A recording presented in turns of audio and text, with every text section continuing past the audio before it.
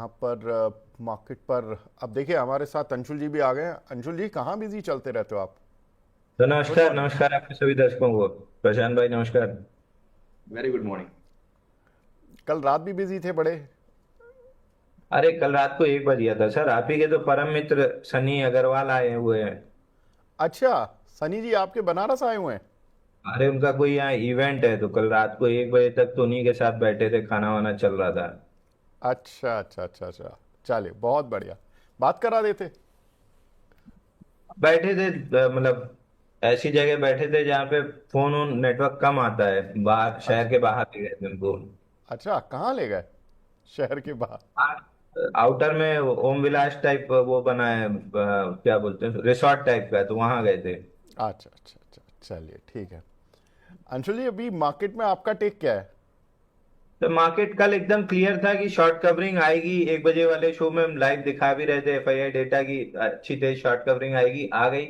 आज सुबह की फॉल इतनी हम एक्सपेक्ट नहीं कर रहे थे जो आई है, बट नॉनदलेस कल का जो पॉइंट ऑफ कंट्रोल है और जो वैल्यू एरिया है उसी के आसपास हम चल रहे हैं। तो मैं अभी बहुत ज्यादा सेलिंग तो नहीं देख रहा हूँ, बट डिसाइसिवली अगर अब 55,000 टूट जाता है निफ्टी, बैंक निफ्टी पे, तो फिर करेक्शन गहरा जाएगा। वीकली क्लोज आज फ्राइडे है, बहुत इंपॉर्टेंट है। वीकली क्लोज अगर 55,000 के नीचे आ गई, तब तो मार्केट में दिक्कत और बड़ी दिक्कत स्टार्ट हो जाएगी। तो अभी भी बेनिफिट ऑफ डाउट देते हुए मैं मान के चलूंगा कि 55,149 का लेवल प्रोटेक्ट होगा। 55,000 कल का करीब का लो है, तो ये रेंज प्रोटेक्ट होती हुई दिख रही है। ये रेंज अगर प्रोटेक्ट हो गई तो फिर निफ्टी पे लेवल्स के बहुत मायने नहीं है, निफ्टी अपने आप ऊपर चलने लगेगी। दैट बीइंग सेड, निफ्टी अपने सपोर्ट जोन जो ब्रॉडली सपोर्ट जोन है 24,473 का स्विंग लो, और गैप जोन जो है एक छोटा सा गैप भी है, वो जोन दोनों पूरा प्रोटेक्ट करके रखा है। अगर इस जोन को निकालते हैं, गैप का अपर एंड था 24,378 जहां से कल शॉर्ट कवरिंग आई है, तो इसके नीचे अगर क्लोज करते हैं तो फिर मार्केट में थोड़ी सी दिक्कत स्टार्ट होगी। दैट बीइंग सेड, एफआईआई का डेटा अभी भी ओवरसोल्ड है, तो मैं अभी भी, मेरी हिम्मत तो नहीं पड़ेगी शॉर्ट करने की। मैं रिवर्सल पे बाई करना ही, प्ले करना ज्यादा पसंद करूंगा। देखिए कल 15-20 मिनट आधा घंटे की शॉर्ट कवरिंग कितनी तगड़ी और कितनी तेज थी, मतलब हफ्ते भर का काम आप 15 मिनट में करके खाली हो सकते थे। आगे बढ़ते हैं। अब दर्शकों के काफ़ी सारे सवाल हमारे साथ जुड़ चुके हैं। अंशुल जी हमारे साथ हैं तो डेफिनेटली सवाल तो आने ही थे। तो अब आगे बढ़ते हैं हमारे साथ और शुरुआत करते हैं अपने खास सेगमेंट छोटे शेयर ऊंची छलांग की।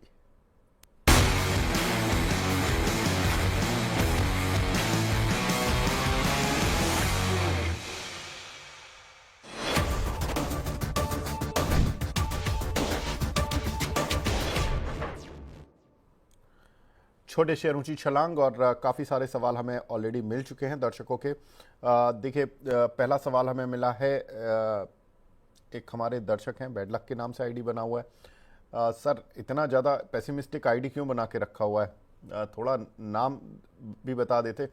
लेकिन शेयर अदानी ग्रीन एनर्जी कब एवरेज करना है, अंशुल सर ये बता दीजिए। सर मेरी पर्सनल पोर्टफोलियो में मैं बाई सेल की सलाह नहीं दूंगा। कल भी गैप जोन ऑलमोस्ट टेस्ट हुई थी, आज भी टेस्ट करने जा रहा है, तो 877 911 की गैप जोन आती है।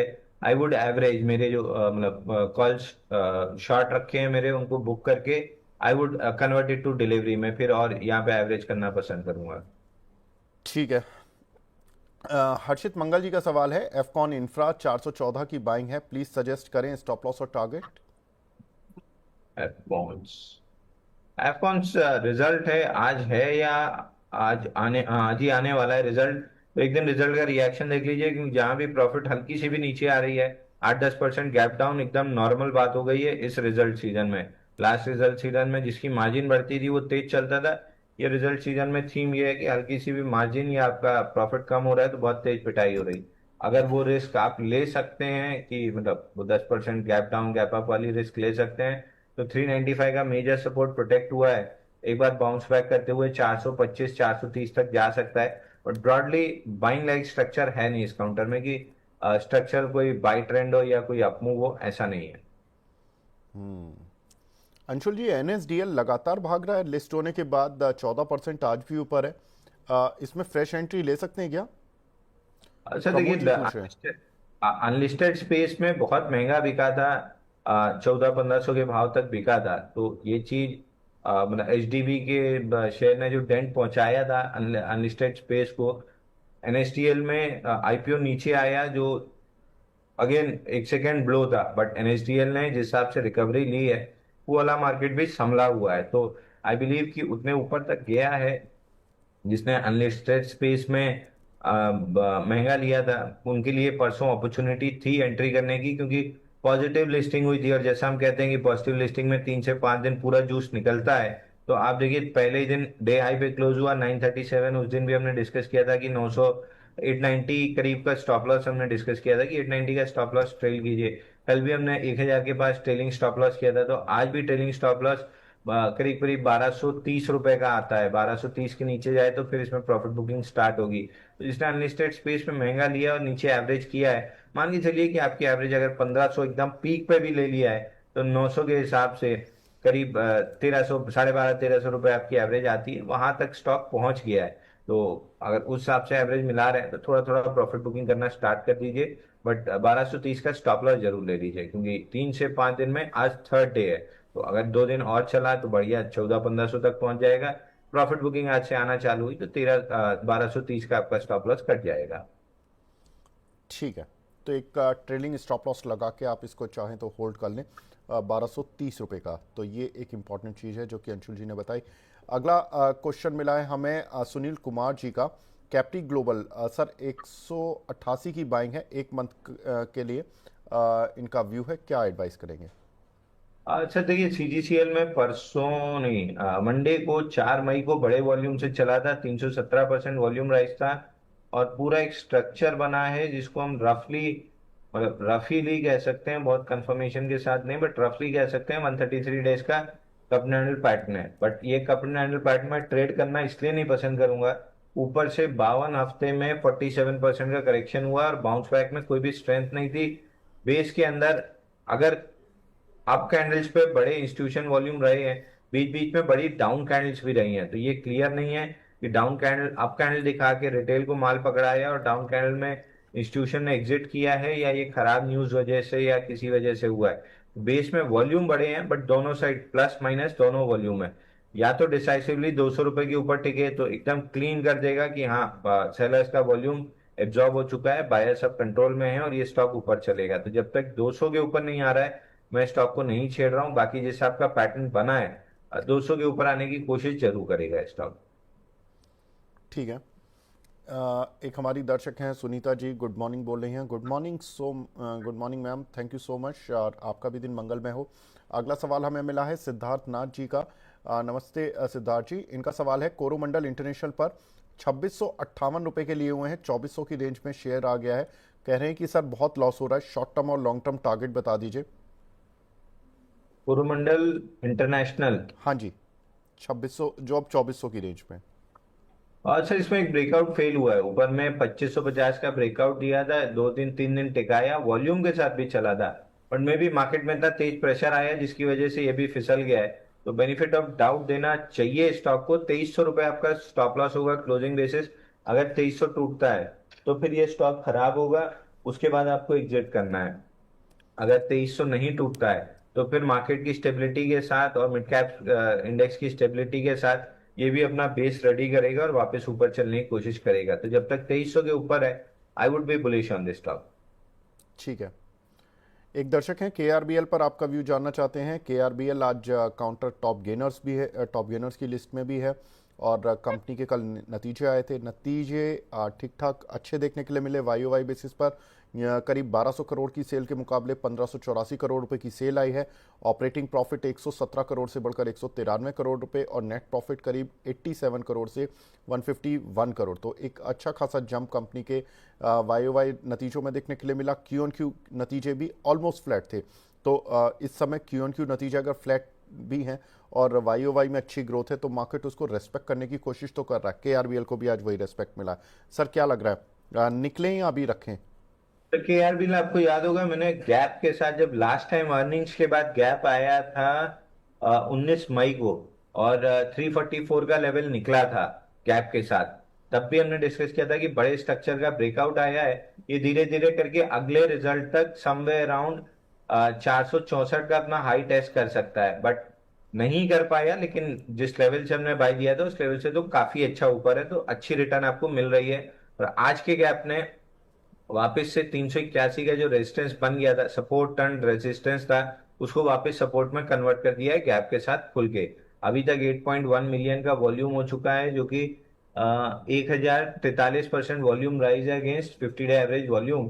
तो ये दिखा रहा है कि कहीं ना कहीं इंस्टीट्यूशन इंटरेस्ट अभी भी बना हुआ है। जो 464 का हमारा टारगेट है वो आराम से कंप्लीट होगा। तो KRBL, LT फूड, इन पे आपको लॉन्ग रहना चाहिए।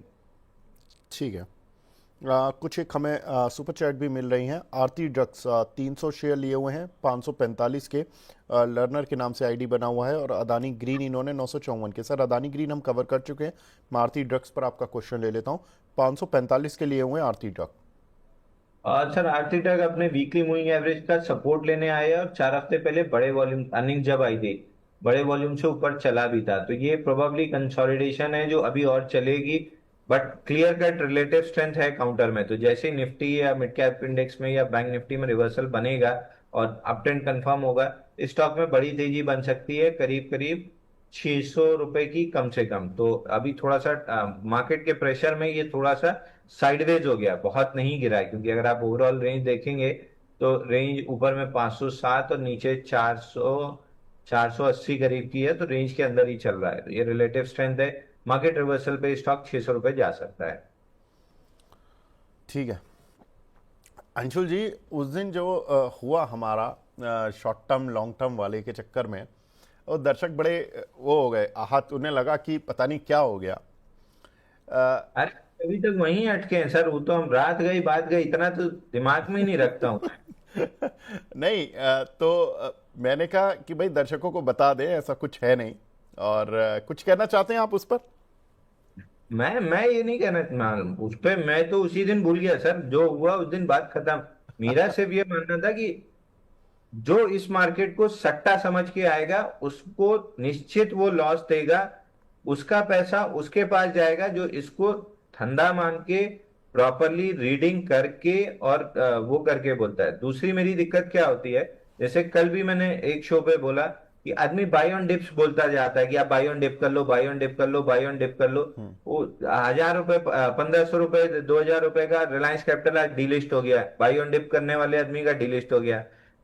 Yes bank diamond in the dust है, वो 400 रुपए का 4 रुपए आ गया। Vodafone idea diamond in the dust था, वो 4 रुपए आ गया। तो पहले अपने टर्म्स करेक्ट कर लीजिए, बाय ऑन डिप नहीं होता, बाय ऑन डिप के बाद जब फर्स्ट पॉजिटिव रिएक्शन होता है उस पर बाई करना है। दूसरा, लोग बोल के चले जाते हैं लॉन्ग टर्म। मेरे पिताजी के अकाउंट में एक स्टॉक पड़ा हुआ है, 100 शेयर अभी भी पड़े हुए हैं, जिसका नाम है नोएडा टोल ब्रिज। इसको ये बताया गया था 2008 में, मतलब न्यूज चैनल पे चिल्ला चिल्ला के बोला जाता था इसको तो 20 साल के लिए रख के छोड़ दो, ये अगला इन्फोसिस है, 10,000 लगाया है 10 करोड़ बनाएगा और फलाना और ढिकाना। 10 साल बाद, 15 साल बाद मेरे पिताजी आज भी फेसबुक चलाना सिर्फ इसलिए सीखे थे कि उस आदमी को ढूंढ के पूछ पाए कि भैया लॉन्ग टर्म में कहाँ गया। आज भी नोएडा टेल ब्रिज के हाल आप देख लीजिए क्या है। तो आदमी लॉन्ग टर्म 2 साल 3 साल का बोल के तो निकल जाता है। मेरी गर्दन आप हर दूसरे दिन पकड़ लेते हो कि 2 दिन पहले आपने फलाना बाय दिया था, ढिकाना बाय दिया था। अकाउंटेबिलिटी नहीं है ना सर। तो मेरा उस पर था कि अकाउंटेबिलिटी सेट होनी चाहिए, और ये आपकी एज एन एंकर या एज ए गेस्ट मेरी नहीं, सबकी होनी चाहिए। इकोसिस्टम के हम सब पार्ट हैं। आप अगर ट्रेड कर रहे हैं, आप मतलब जो सुन रहा है इसको, अगर आप बाई बटन दबा रहे हैं, तो अगर आपने बाई बटन दबाने के पहले स्टॉप लॉस नोट नहीं किया तो ये किसकी गलती है? आपने पोजीशन साइज उस हिसाब से नहीं बनाई कि स्टॉप लॉस कटने पे केवल 1% आपके पोर्टफोलियो का लॉस होना चाहिए, ताकि आप 100 ट्रेड तक जिंदा रह सकें। 100 के 100 ट्रेड तो लॉस में जाएंगे नहीं। तो ऐसा तो होगा नहीं कि 100 ट्रेड लिए 100 लॉस में हो गए और 1% में पूरा कैपिटल वाइप आउट हो गया। ऐसा भी तो होगा ना कि आधे शेयर आपके प्रॉफिट में जाएंगे, आधे लॉस में जाएंगे। तो अगर 1% की रिस्क पर ट्रेड ली और 2% पर ट्रेड आपने प्रॉफिट कमाया है, आधे 50% सक्सेस पे भी आप अच्छा खासा पैसा कमा लेंगे। तो ये जिम्मेदारी तो आपकी अपने बच्चों के पैसे के प्रति तय होती है। मैं क्या बता के जा रहा हूं उसमें अपडेट देना मेरी रेस्पॉन्सिबिलिटी तय होती है। आप पूछ रहे हैं, मैं बता रहा हूं, तो आपकी रेस्पॉन्सिबिलिटी ये तय होती है कि अगर मैं नहीं भी आ पाया तो आप मुझसे व्हाट्सएप कीजिए, फोन कीजिए और मुझसे अपडेट लीजिए और लाइव शो में बताइए कि भैया तुम परसों नरसों आओगे लेकिन मेरे को अभी अपडेट चाहिए, तुम अभी मेरे को व्हाट्सएप पे बताओ, मेरा दर्शक पूछ रहा है। तो ये तो पूरा इकोसिस्टम है ना, तो बिल्कुल। इसको बिजनेस की तरह चलाना है हमको। अगर बिजनेस की तरह चलाएंगे तब जाके हम अमेरिका जितना बड़ा मार्केट कैप ले पाएंगे। तो उस चीज पे था ये कोई, और इतना तो सर मैं उसी दिन भूल गया था। 10 मिनट में रात गई बात गई। कौन इतना सब याद रखता है? ये याद रखो कौन से शेयर में ब्रेकआउट आना है, किस में रिलेटिव स्ट्रेंथ है, किस में बन रहा है, किस में आगे पैसा कमा सकते हैं। बिल्कुल। देखिए वो जो डिस्कशन था ना, वैसे भी मैं बता दूं कि वो डिस्कशन किसी को आहत करने के लिए नहीं था, ना कोई दूसरे लोगों को, मतलब जो लोग देखिए जो इस प्रोफेशन में जुड़े हुए हैं खास तौर से उनके लिए ऑफ कोर्स ये एक उनके लिए रोजी रोटी है, वो सोचते उस तरह से है। लेकिन जो एफ एंड ओ है या बहुत सारे स्पेकुलेटिव ट्रेड्स होते हैं जिन पे कि बहुत ज़्यादा रीडिंग की ज़रूरत होती है। लोग क्या करते हैं कि उन लोगों को देख तो लेते हैं कि उन्होंने बहुत पैसा कमाया, लेकिन उनके पीछे की जो हार्ड वर्क है वो देखते नहीं है। इसीलिए सेबी ने भी डेटा दिया कि भैया 95% लोग तो ट्रेडिंग में और इस चीज़ में लॉस खाते हैं। अब वो इसीलिए खाते हैं क्योंकि वो lack of knowledge, lack of intelligence और लैक ऑफ स्किल सेट, उसकी वजह से वो लॉस खाते हैं। अब लेकिन जो 5% लोग हैं जिसमें कि अंशुल जी जैसे लोग आते हैं जो कि 15-20 साल दे चुके हैं, 10 किताबें 100 किताबें, कितनी किताबें पढ़ ली अंशुल जी आपने? सर मेरे पास तो आप मानोगे नहीं, ये लो ये सामने किताब रखी है, मैं पढ़ रहा हूँ। मैं हमेशा किताब पढ़ता ही रहता हूँ क्योंकि आप ही नॉलेज अपडेट कराता रहेगा। हाँ कल आपको मैंने मतलब पता नहीं यहाँ लाइव बोलना चाहिए नहीं बोलना चाहिए, कल आपको मैंने व्हाट्सएप पे पीडीएफ शेयर किया था कि हाँ डोनाल्ड बिल्कुल। ट्रंप मैं की पढ़िए। नहीं पढ़ सकते हैं तो मैंने आपको ऑडियो बुक शेयर कर दी थी हाँ कि हाँ गाड़ी चलाते हुए ब्लूटूथ में लगा लीजिए, कम से कम सुनने मिल जाएगा। तो नॉलेज अपडेट करना, अगर आप नॉलेज अपडेट नहीं कर रहे हो, आप पढ़ लिख के या समझ के काम नहीं कर रहे हो, तो फिर आपने जो कहा था उसके साथ मैं 100% एग्री करता हूं कि आप सट्टेबाज हैं, आप सट्टा कर रहे हैं। आपका सट्टे का अंत वही होगा जो धर्मराज युधिष्ठिर का हुआ था, जो जुआ खेलने बैठे थे। तो जुए का अंत तो भगवान और देवता जो आए थे धरती पे वो उससे नहीं बच पाए, तो आप और हम कैसे बचेंगे? लेकिन धंधे की तरह करेंगे आप। भाई हम चावल लेके आते हैं, एक ग्रेन व्यापारी है, वो चावल लेके आता है किसान से और आपको बेचता है। ये स्पेंसर हो गया या जियो मार्ट हो गया, ये सब ये क्या है? ये भी तो ट्रेडिंग ही कर रहे हैं ना, एक जगह से लेके दूसरी जगह बेच रहे हैं। वो भी तो चावल लाते हैं तो अलग अलग क्वालिटी उसको अलग करते हैं। बासमती 150 रुपए किलो बिकता है, कनकी 80 रुपए किलो बिकता है, एकदम मोटा चावल 40 ही रुपए किलो बिकता है। वो भी तो ग्रेडिंग डिसाइड करके रेट तय करते हैं। तो हर चीज में रिसर्च तो होती है ना।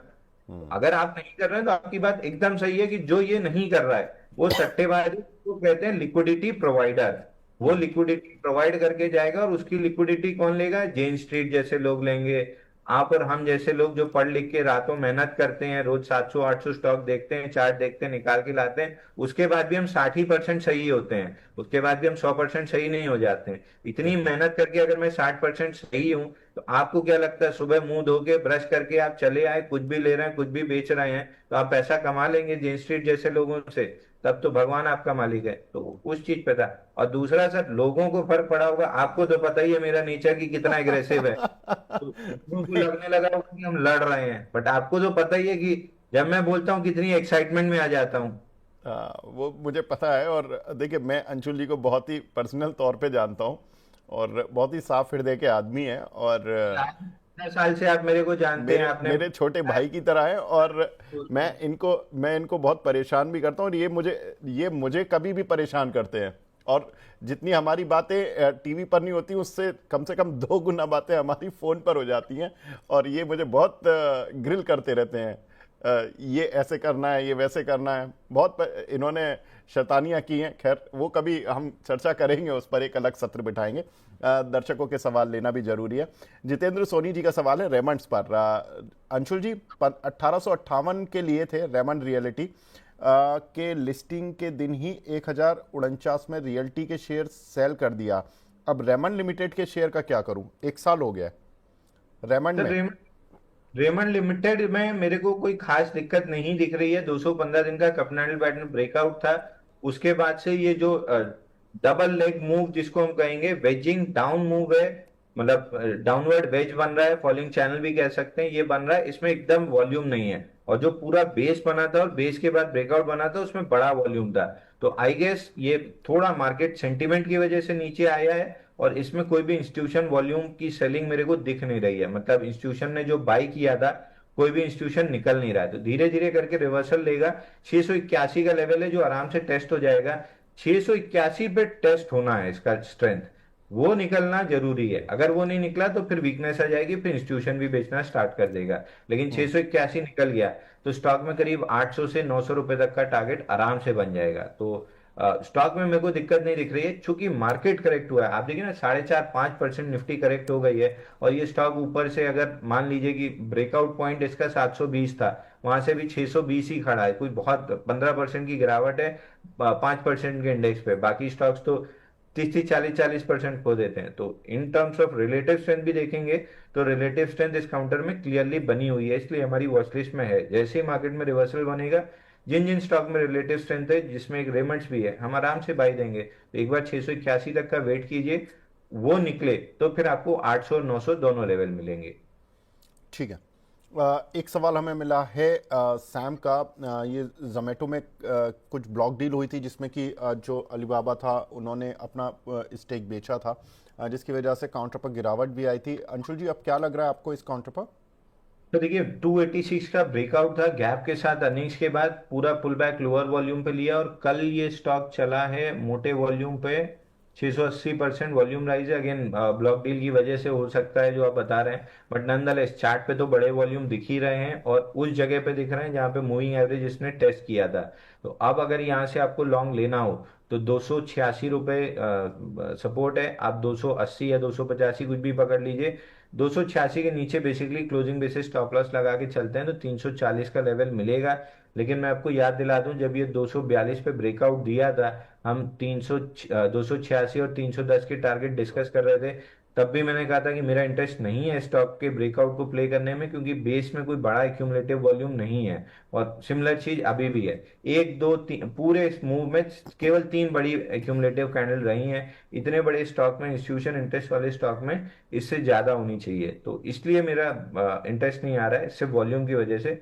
बाकी प्राइस चार्ट पे 340 आते हुए दिख रहा है। ब्रजेश राय जी हैं बक्सर बिहार से, ये पूछ रहे हैं अदानी ग्रीन पर सर मैं बात कर चुका हूं, मैं एटीजीएल पर ले लेता हूं आपका सवाल। एटीजीएल और टाटा टेक पर इसमें स्टॉप लॉस क्या रखें दोनों में?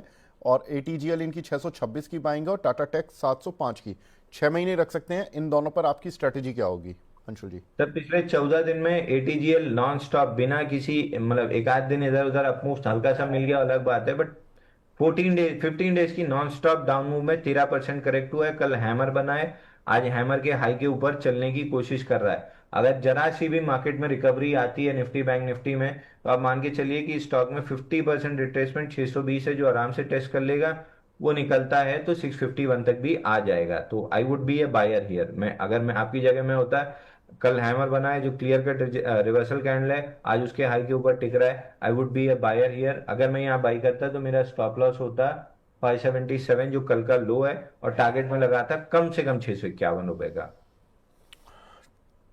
ठीक है।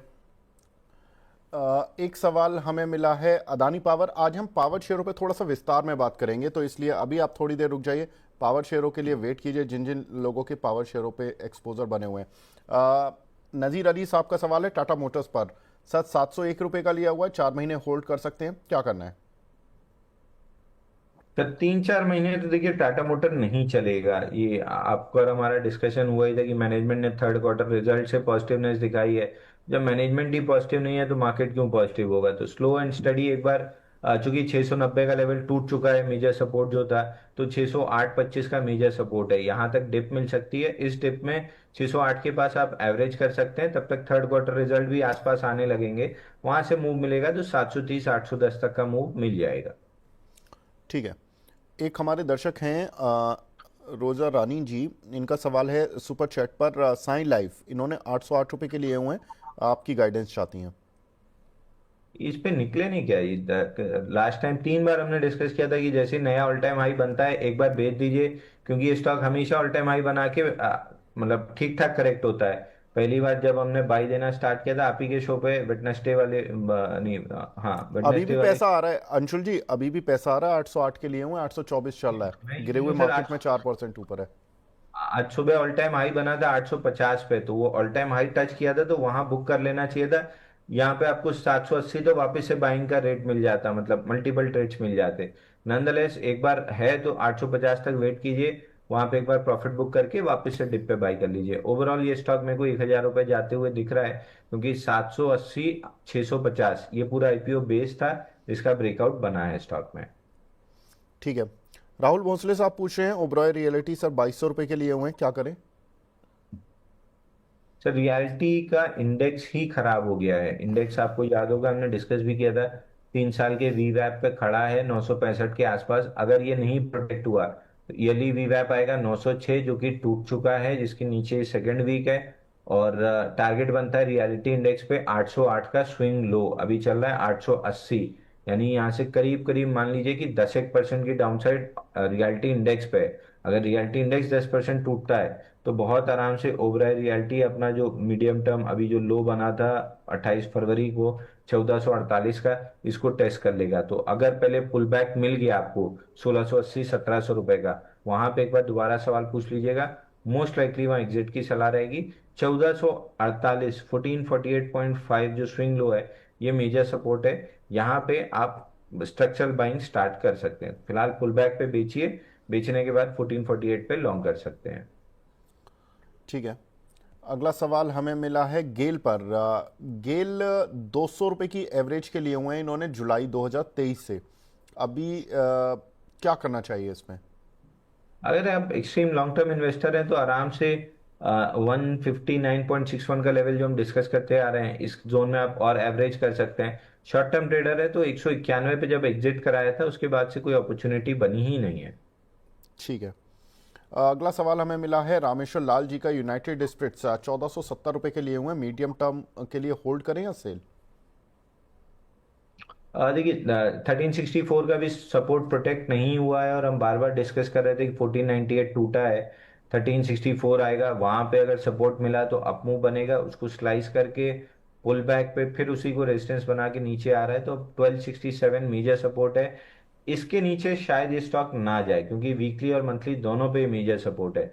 फिलहाल 1267 आ रहा है, वहां पे अगर एक बार सवाल पूछेगा डेली या वीकली, मतलब मैं फिर इंटरडे चार्ट पे नहीं जाऊंगा, डेली या वीकली पे रिवर्सल बना तो फिर बाइंग स्ट्रक्चर बनना स्टार्ट हो जाएगा। और वैसे भी लार्ज कैप स्टॉक है, ऑल टाइम हाई से 30% टूटने के बाद इंस्टीट्यूशन का इंटरेस्ट आने ही लगता है। तो 1267 वो रेट होगा जहाँ वैल्यू बायर्स भी इंटरेस्टेड हो जाएंगे स्टॉक में। तो 1267 के पास वहां पे एवरेज करना चाहिए, अगर आपको एवरेज करना है तो। नहीं भी करना है तो स्टॉक को होल्ड कीजिए, इसको वापस ऑल टाइम हाई जाना ही है। ठीक है। रश्मि जी पूछ रही हैं रैमको सीमेंट 1198 रुपये के इन्होंने कुछ शेयर लिए हुए हैं सर, सेल कर दें? आज नीचे है ये काउंटर। आज सर ब्रेकडाउन दिया मेरे ख्याल से रिजल्ट का इम्पैक्ट है, या रिजल्ट, हाँ रिजल्ट है आज। आज आना है कि आ छः चुका है ये नहीं। परसेंट 6% नीचे है सर, रिजल्ट आ गए हैं इसके। और हाँ रिजल्ट में रिजल्ट तो ठीक आए हैं, लेकिन कुछ एक्सेप्शनल या कुछ मैनेजमेंट कमेंट्री आई थिंक वहाँ पर प्रॉब्लम है, क्योंकि रिजल्ट्स में देखें तो रिजल्ट शायद कुछ ज़्यादा ही उम्मीद स्ट्रीट कर रहा था। आई रिमेंबर रैमको सीमेंट और डालमिया भारत सीमेंट और नुवोको विस्टा, ये 3 शेयर थे जिनके रिजल्ट सबसे अच्छे आने थे। नुवोको ने अपने अच्छे रिजल्ट दिए, डालमिया ने आई थिंक थोड़े से प्रॉब्लम दी होगी, क्योंकि एक्सपेक्टेशंस बहुत ज़्यादा थी। 320 करोड़ का ऑपरेटिंग प्रॉफिट के मुकाबले 398 करोड़ का प्रॉफिट आया, ठीक है। 37 करोड़ के प्रॉफिट के मुकाबले 85 करोड़ आया है। और कितना लोगे भाई प्रॉफिट? क्यू ऑन क्यू भी 26 करोड़ से 85 करोड़ आया। कुछ ना कुछ तो प्रॉब्लम है। एक बार आप चार्ट पे देखिए अंशुल जी, मैं इसके रिजल्ट्स फटाफट से देखता हूँ। सर चार्ट पे तो दिक्कत है, वीकली मूविंग एवरेजेस से काफी एक्सटेंडेड था। वीकली मूविंग एवरेज छोटी है 980 के पास, और ये स्टॉक लास्ट वीक में चल रहा था 1200 रुपए, यानी ऑलमोस्ट 15% दूर था। और मार्केट कैप 25,000 करोड़ है, यानी मिड कैप का स्टॉक है। तो 25% दूरी मतलब इतनी दूरी नहीं स्टॉक ले पाता है। तो ये पुल बैक का करेक्शन है, और बड़े स्ट्रक्चर का ब्रेकआउट आया था इसमें। 175 हफ्ते का कपनैंडल पैटर्न ब्रेकआउट था 1024 रुपए पे। तो ये जो डाउन मूव भी है, मैं मान के चल रहा हूँ कि ये केवल उस ब्रेकआउट पॉइंट को रीटेस्ट करने आ रहा है। तो जब तक 1024 आता है उधर पे, अगर रिवर्सल स्ट्रक्चर मिला तो I would be a buyer, क्योंकि पूरा जो कपनैंडल पैटर्न बना है 550 से 1024, 1050 भी पकड़े तो 500 पॉइंट का पैटर्न है। तो 1024 से 500 पॉइंट पकड़ेंगे तो 1524 का तो टारगेट इसका बनता है। तो नीचे 1024 आने तक आई वुड वेट। उस जोन में अगर रिजेक्शन बना, कोई बाइंग सेटअप बना, तो फिर मैं बायर रहूंगा। स्ट्रीट एक्सपेक्ट कर रहा था 120 करोड़ का प्रॉफिट, और प्रॉफिट आया है करीब 85 करोड़। स्ट्रीट इससे ही नाराज हो गया। स्ट्रीट को शायद ये नहीं दिखा कि 35 करोड़ के मुकाबले कंपनी का प्रॉफिट 85 करोड़ आया, तो बड़ा अच्छा प्रॉफिट है। 25 करोड़ क्यू ऑन क्यू के मुकाबले 85 करोड़ आया, वो भी स्ट्रीट को शायद पसंद नहीं आया। स्ट्रीट को ज़्यादा ही एक्सपेक्ट करके बैठा था। और रेवेन्यूज़ का एस्टीमेट था 2280 करोड़ रुपए का, और रेवेन्यू आए हैं कंपनी के, हाँ रेवेन्यू भी थोड़ा कम आया।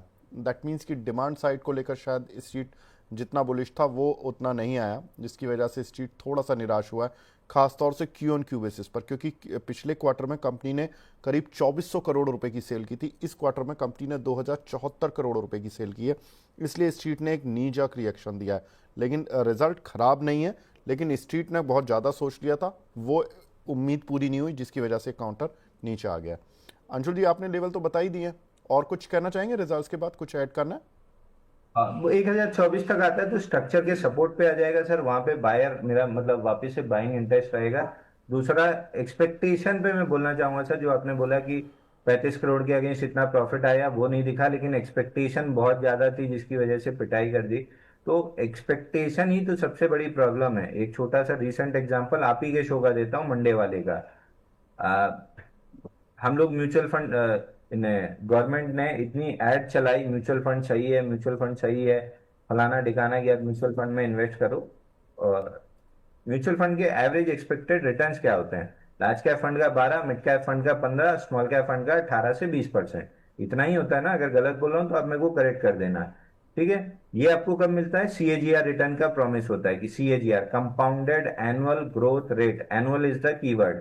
एक साल में 18% की आपकी एवरेज रिटर्न मिलेगी। इतने साल में आप इतना पैसा लगाएंगे तो इतनी बड़ी आपकी एसआईपी का कॉर्पस हो जाएगा। यानी आपकी एक्सपेक्टेशन क्या है? लार्ज कैप फंड लिया तो 12, मिड कैप लिया तो 15, स्मॉल कैप लिया तो 18% की रिटर्न। आपके मंडे वाले लाइव शो में हमने बोला था इन्वेस्टर को 10 रुपए 50 पैसे में स्टील एक्सचेंज ले लेना चाहिए। अगले दिन सुबह ही वो 10% ऊपर खुला था आपके लेने से। 10 रुपए 50 पैसे का शेयर, 11 रुपए 50 पैसा। कंपाउंडेड एनुअल ग्रोथ रेट, आप एक साल का म्यूचुअल फंड से 18% लेके खुश हैं, एफडी से 6.5% लेके खुश हैं, लेकिन वो स्टॉक आपको अगले दिन सुबह की ट्रेडिंग सेशन में खुलते ही 9:15 पे 10% दे रहा है, तो आप दुखी हैं क्योंकि टारगेट 14 है, वो नहीं आया। ये खराब है, शेयर भी खराब है, ट्रेडिंग भी खराब है, सब चीज खराब है। नहीं, सुबह 10% मिल रहा है वो मेरे को खराब लग रहा है। मैं 6% एक साल का एफडी में लेके बहुत खुश हूँ। तो आपकी एक्सपेक्टेशन ही आपकी प्रॉब्लम है। आप किसी एनालिस्ट को दोष देते हो, आप किसी एंकर को दोष देते हो, आप शेयर को दोष देते हो, कोई नहीं मिलता तो आप ऑपरेटर को दोष दे देते हो कि ऑपरेटर ने नीचे करा दिया। अरे भैया, टाइम से आप अपना स्टॉप लॉस, टाइम से आप अपना टारगेट बुक करना तो सीखो। इतना रिलीजियसली फॉलो तो कर लो एक साल, आप खुद ही एक एक्सपर्ट हो जाओगे। तो प्रॉब्लम एक्सपेक्टेशन की हर जगह है, रिजल्ट में भी, ट्रेडिंग में भी, एनालिस्ट से भी, एंकर से भी, सब इसी की प्रॉब्लम है। आधे से ज्यादा लोग आपसे नाराज इसलिए रहते हैं कि 6 महीने से मेरा सवाल नहीं लिया, जबकि 6 दिन पहले ही आपने उनका कोई सवाल लिया हो। तो एक्सपेक्टेशन सही रखना बहुत जरूरी है। तो ये तो अंशुल जी ने कुछ हद तक मेरे फेवर की बात भी बोल दी है कि देखिए, कुछ दर्शक होते हैं, मैं भी सवाल लेकर भूल जाता हूँ, लेकिन वो लिख देते हैं कि सर मेरा आपने 3 महीने से सवाल नहीं लिया। ये तो बिल्कुल ठीक बात है। फोर्टिस हेल्थ केयर सर, राजन पांडे जी का सवाल है।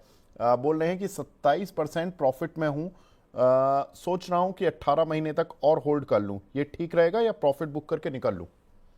नहीं सर, फोर्टिस में जो मैंने बताया था, जैसा मैंने बताया था, भगवान की कृपा है कि फोर्टिस बिल्कुल वैसे ही चल रहा है। वीकली चार्ट पे जो ट्रायंगल का ब्रेकआउट हमने प्ले किया था 22 मई को, ये 710 रुपए पे 22 मई को हमने बाई देना स्टार्ट किया था आपके चैनल पे, और ये कहा था कि ये 1050 तक जा सकता है जिस हिसाब का ट्रायंगल का ब्रेकआउट है। बट टारगेट का वेट नहीं करना है, आपको ट्रेलिंग स्टॉप लॉस लगा के चलना है। हो सकता है टारगेट एक्सीड हो जाए, हो सकता है उसके पहले ट्रेलिंग स्टॉप लॉस कट जाए। अभी लास्ट टाइम तक मैं आपको ट्रेलिंग स्टॉप लॉस जो रिकमेंड कर रहा था वो था 830 रुपए का क्लोजिंग बेसिस पे, लेकिन अब वो ट्रेलिंग स्टॉप लॉस रिवाइज होके आ गया 848 रुपए पे। तो 848 तोड़े, इसमें से प्रॉफिट बुक कीजिए अपनी, जो 700 ब्रेकआउट का होना था, 10 रुपए पे ब्रेकआउट बना था। 848 पे आपको एग्जिट मिल जाएगा अगर ये नीचे आया तो।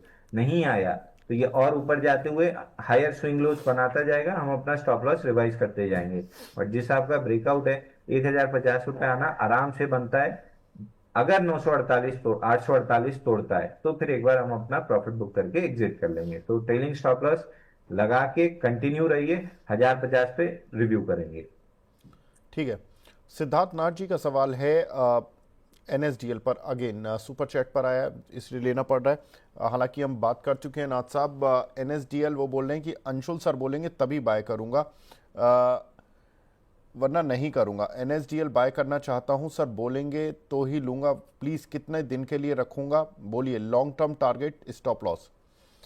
तो देखिए लॉन्ग टर्म का तो कोई टारगेट है नहीं इसका, क्योंकि आप पकड़ो एनएसडीएल, सीडीएसएल, बीएससी, एनएससी, सब ऑलमोस्ट या तो मोनोपोली है या डुओपोली कंपनी है। तो इनमें इनका तो कोई कंपटीटर ही नहीं है।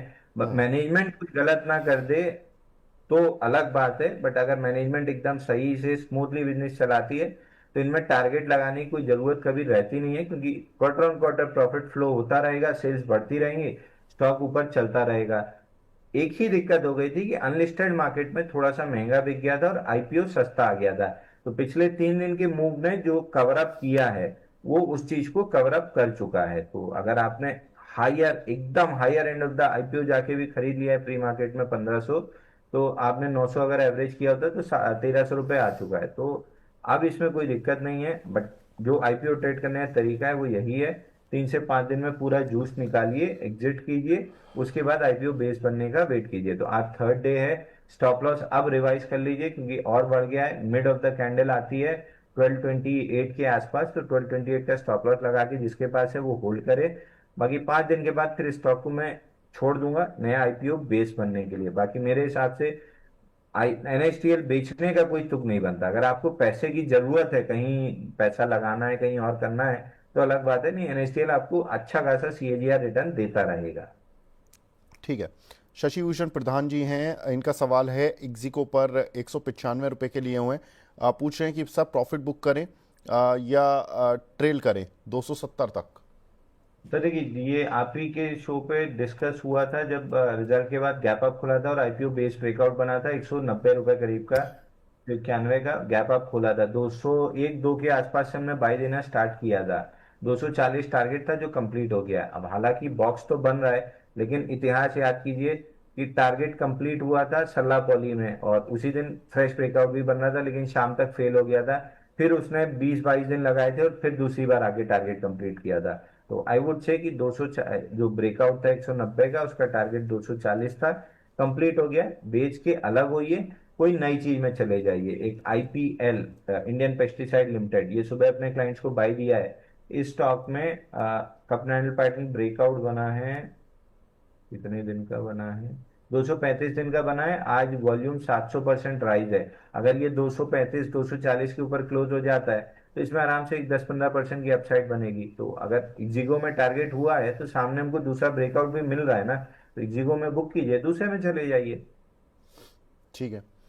जितेंद्र अहिरवार जी का सवाल है, डी डेवलपमेंट इंजीनियर्स में एवरेज कर सकते हैं क्या सर? बाइंग है 322 की। वापस से आ रहा है 272 के ऊपर, कल आके टिका था, आज फिर फेल कर रहा है। इसको अभी 4-5 दिन का समय दीजिए।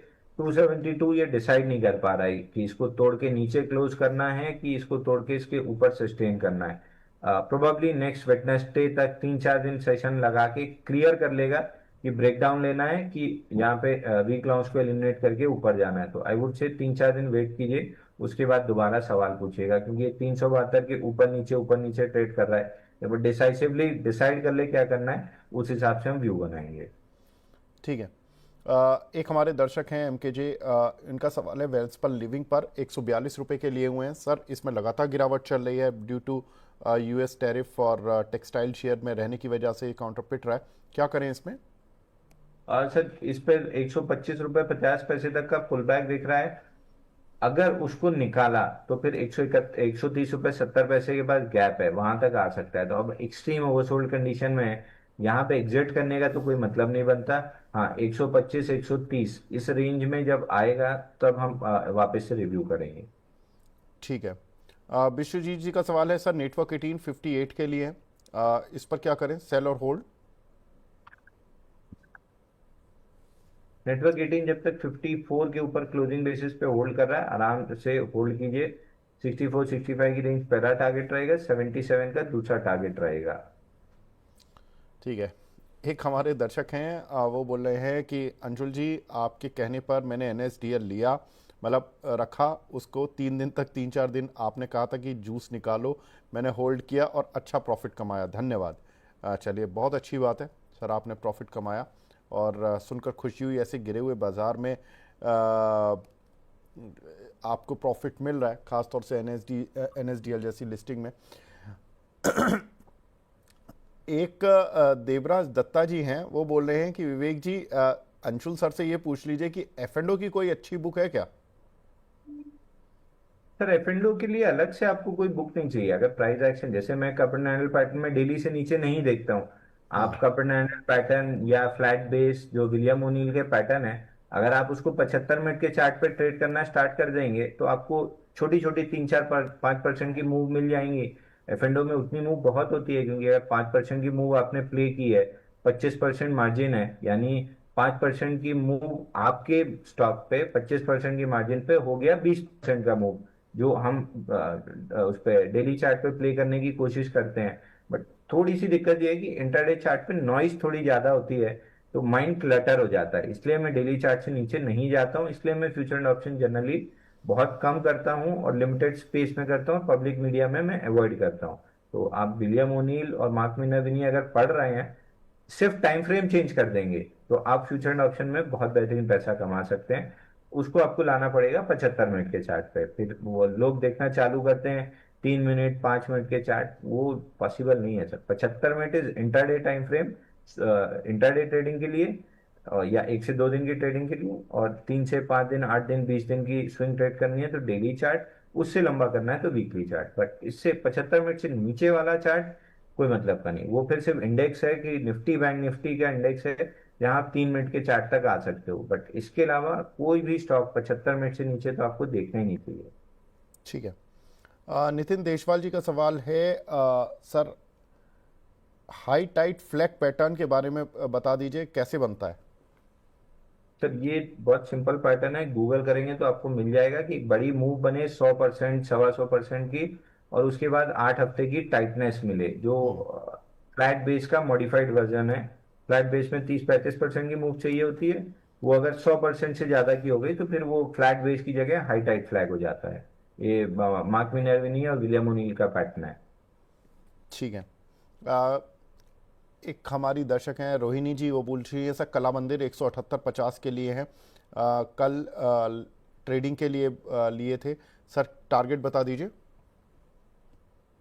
टारगेट आपका आना चाहिए 190 रुपए का, जब तक ये स्टॉक 167 के ऊपर सस्टेन कर रहा है। इमीडिएट स्विंग लो 167.2 है, जब तक ये लेवल प्रोटेक्टेड है आप मान के चलिए कि 190-200 रुपए आ सकता है। ठीक है। एक दर्शक हैं अंकित कुमार जी, अपोलो टायर्स पर पूछ रहे हैं सर, 475 रुपये के लिए हुए, करंट प्राइस 432 है, क्या करें अभी? अपोलो टायर, सर इसमें तो नीचे, हाँ, स्विंग लो वीकली का स्वीप हो रहा है 434 वाला। अगर ये वीकली, मतलब आज शाम क्लोज होते होते 445 के ऊपर क्लोज किया, 445 या उसके आसपास, तब फिर इसमें 473 तक की अपमूव बनेगी, तो प्रोबेबली स्टॉक को भी 1-2 दिन की जरूरत है। और आज ही कल में रिजल्ट भी आए हैं, शायद रिजल्ट का नेगेटिव रिएक्शन है जिसकी वजह से नीचे खुल के वापस ऊपर आया है। ठीक है। भगत सिंह जी, आपने रोष तो प्रकट कर दिया, लेकिन सर आपने सवाल नहीं पूछा। आप सवाल पूछ रहे थे, ज़्यादा अच्छा रहता, उसके साथ आप अपनी कंप्लेंट लिख देते तो ज़्यादा अच्छा रहता सर। अभी मैं सवाल नहीं ले पा रहा हूँ क्योंकि आपका सवाल ही नहीं है। अगला सवाल हमें मिला है सुमित जी का, फैक्ट 980 रुपये के लिए हुए हैं सर, 980 का लेके अभी लॉस में है, लॉस बुक करें या रुकें? सर लॉस बुक करना भी है तो आपका स्टॉप लॉस 873.45 का है, 873.45 के नीचे ये स्टॉक खराब होगा। बड़ी अपमूव के लिए इसको मदर बार का हाई निकालना पड़ेगा 1112, और एक्सट्रीम शॉर्ट टर्म ट्रेड के लिए 976 के ऊपर सस्टेन करना बहुत जरूरी है। कर लेता है तो फिर 1112 आएगा, और 1112 निकालता है तो फिर 1400-1500 तक का टारगेट बनेगा। स्ट्रक्चरल अप ट्रेंड में है तो लॉस बुक करने की आपको जल्दी होनी नहीं चाहिए, अनलेस आप 3 to 5 डेज के ट्रेडर हैं। एक एक करके फटाफट से सवाल लेना शुरू करते हैं। अंशुल जी, टाटा पावर आपको कैसा लग रहा है सर? बहुत बढ़िया लग रहा है, लेकिन टाटा पावर में मैं बाइंग तब स्टार्ट करूंगा जब ये 410 के ऊपर टिकना स्टार्ट करेगा। फिलहाल एक गैप फिल करने इसको नीचे आना था जो ऑलमोस्ट कंप्लीट हो चुका है। 376 369 का गैप फिल हो गया। बट दैट बीइंग सेड चूंकि अब अगला ये 1 क्वार्टर 1.5 क्वार्टर इतना पावर का डिमांड रहता नहीं है, ठंड भी आ रही है और बारिश के सीजन में, तो मे बी इसकी वजह से पावर कंपनी में डिमांड नहीं उठ रही है। बट प्राइस स्ट्रक्चर पे कोई ब्रेकडाउन या कोई दिक्कत वाली चीज नहीं है, कंसोलिडेशन में जितनी अच्छी कंसोलिडेशन होगा उतना बेहतरीन होगा। फिर 410 निकालेगा तो 447 के ब्रेकआउट मतलब रेजिस्टेंस का कोई बड़ा महत्व नहीं रह जाएगा। फिर ये 550-600 रुपए की तरफ बढ़ना स्टार्ट कर देगा। तो अगर कंसोलिडेशन लंबा होता है, जो कि मैं चाहता भी हूँ कि लंबा हो जाए, तो टारगेट भी लंबा मिलेगा। ठीक है। Adani power sir, Adani power में क्या करें? रिजल्ट आए थे, रिजल्ट भी ठीक ठाक आ गए थे, लेकिन उसके साथ साथ स्टॉक स्प्लिट की खबर आई जिस पर मार्केट ज़्यादा तवज्जो दे रहा है। काउंटर पर अभी क्या करना है सर? तो देखिए, ये काउंटर ना अपने बिल्कुल रेजिस्टेंस के आसपास इतना आपको थका रहा है, इतना आपको थका रहा है कि बस आप इरिटेट होके निकलिए और उसके बाद ये फटे। तो 600 598.4 मेजर रेजिस्टेंस है, उसके ऊपर 8-7-8 दिन टिका था। But again I would be a buyer above 600। लेकिन 600 610 615 ये जोन थोड़ी सी रेजिस्टेंस की है, बट 600 के ऊपर निकलते से I would be again a buyer इसमें। ये स्टॉक इतनी बार आपको याद होगा, इसलिए मैं बोल रहा हूँ बार बार कि एक दो बार ब्रेकआउट फेल होता है तो उससे इतनी जल्दी निकलने की कोशिश मत किया कीजिए, अनलेस लॉन्ग लिक्विडेशन स्टार्ट हो जाए। चंबल फर्टिलाइजर ने 11 बार अपनी नेकलाइन के पास गया, मतलब नेकलाइन से ऊपर गया, ब्रेकआउट किया, फिर नीचे आ गया, फिर वहीं वहीं घूमता रहा, फिर ऊपर गया, ब्रेकआउट किया, फिर नीचे आया, फिर वहीं वहीं घूमता रहा। 12वें अटेम्प्ट में जाके जब ब्रेकआउट दिया था तो 27-28 दिन में 32% रिटर्न दिया था। तो ये भी वही कर रहा है, ब्रेकआउट के ऊपर जाता है, लॉन्ग्स को टैप करता है, फिर नीचे आता है और वहीं टिका रहता है। ऐसा नहीं कि ब्रेकडाउन लॉन्ग लिक्विडेशन, अगर जो लास्ट ब्रेकआउट आया था उसके नीचे वापस आया है। अभी तक तो लॉन्ग लिक्विडेशन अगर आती तो ये 505 रुपए खड़ा मिलता है, यानी ये अपने ब्रेकआउट पॉइंट के पास घूम घूम के रिटेल को एंटाइज कर रहा है एंट्री एग्जिट के लिए। हल्का जैसे ही हो जाएगा 198 पर टिक के 600 के ऊपर, जब हल्के ऊपर टिकेगा एकदम तेजी से चलेगा 681 तक। ठीक है। जेएसडब्ल्यू एनर्जी, इसके रिजल्ट्स तो काफ़ी अच्छे देखने के लिए मिले थे, लेकिन अंशुल जी काउंटर एक रेंज में फंसा हुआ है, 518 538 एक ब्रॉडर रेंज पकड़ लीजिए। इस रेंज में किस साइड जाएगा, या शॉर्ट टर्म मीडियम टर्म कैसे देखें इस काउंटर को? सर, इस काउंटर में एक अलर्ट लगाइए 542 रुपए का, 542 का अलर्ट लगाइए और भूल जाइए इस काउंटर को। ये या तो 8-10 हफ्ते यहां से कंसोलिडेट करके उसके बाद उसके ऊपर जाएगा, या 2-4 दिन में चला जाएगा। ये कहना मुश्किल है, बट जब जाएगा तब क्या करना है ये क्लियर है। तो 842 के ऊपर जिस दिन क्लोजिंग बेसिस पे सस्टेन करे, एक बार कंफर्मेशन के लिए सवाल जरूर पूछ लीजिएगा। बट अगर नहीं भी मौका मिला और वॉल्यूम के साथ निकला 542, तो सीधा सीधा 635 रुपए 55 पैसे का टारगेट खुल जाएगा। ये भी हमारी एक्टिव वॉच लिस्ट में बना हुआ है काउंटर। ठीक है। 534 करोड़ से बढ़कर 836 करोड़ का प्रॉफिट आया था कंपनी का, तो ज़बरदस्त प्रॉफिट में जंप था जेएसडब्ल्यू एनर्जी के। काउंटर टिका हुआ है, गिरा भी नहीं है मार्केट में, लेकिन हाँ चला भी नहीं है, ये भी एक बात है। अगला काउंटर है आर पावर। देखिए, इसको फंडामेंटली देखना तो बहुत दिक्कत वाला काम है, और कंपनी को वैल्यूएशन या इन सब चीज़ों पे नहीं देख रहे हैं अंशुल जी, लेकिन चार्ट बेसिस पर देख रहे हैं, क्योंकि बहुत सारे दर्शक ये शिकायत कर रहे हैं कि वो फंस गए हैं और इस काउंटर में, लेकिन बने भी रहना चाहते हैं क्योंकि उनको लगता है कि ये कमा के बहुत जल्दी देगा। लगता है ये कमवाएगा या ये लोगों को फंसाएगा? सर देखिए, ये तो वो लुगाई है ना, ये साथ में जब तक रहेगी तब तक दुख देती रहेगी और ये तलाक भी नहीं देगी। ये डीजी टैग वही है। तो आप जब भी इसको ले लेंगे तब आपको ये फंसा के निकल जाएगा। आप ही ने मेरे को टोका था कि 48 रुपए 50 पैसे का ब्रेकआउट है, 850% वॉल्यूम राइज है, तुम बाई क्यों नहीं दे रहे हो? और जब ये बढ़ के 73 गया था तब आपने ही मेरे को टोका था, देखो तुम्हारे ही पैटर्न को मैं देख के उसमें लोगों को बाई करवा रहा हूँ, इतना पैसा कमा भी लिए हैं, तुमने नहीं किया। तब भी मेरा यही आर्ग्यूमेंट था, आज भी मेरा यही आर्ग्यूमेंट है। कॉर्पोरेट गवर्नेंस का इशू जरा सा निकलता है और एग्जिट मिलना मुश्किल हो जाता है। किस्मत थी कि वहां पे लोग जो निकल पाए, एटीआर एक्सटेंशन कैंडल देख के 2 दिन बनी थी और एग्जिट का पूरा मौका मिला था 73 के आसपास, जो नहीं निकल पाए। कॉर्पोरेट गवर्नेंस के इशू के बाद सीधा सीधा नीचे आते हुए दिख रहा है। परसों कॉन्ट्रैक्ट रेट बन भी रहा था, लेकिन देखिए कल और आज मिला के उसको फेल भी कर दिया। तो मैं तब भी एग्री नहीं कर रहा था कि आपको लॉन्ग करना चाहिए, भले कॉन्ट्रैक्ट रेट दिख रहा है। मैं आज भी नहीं एग्री करूंगा कि इसमें आपको कोई ट्रेड करना चाहिए।